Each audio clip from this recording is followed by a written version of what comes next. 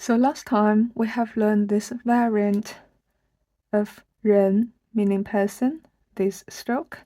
Today we can look at another variant. Now as you can see, similar to this one, the main difference is the 2 lines here rather than 1. And sometimes we'll also call it double person stroke. Now let's have a look.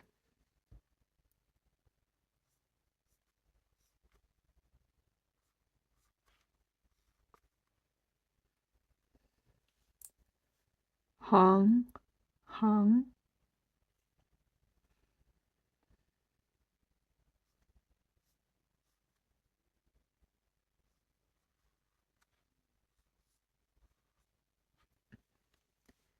Yi, yi.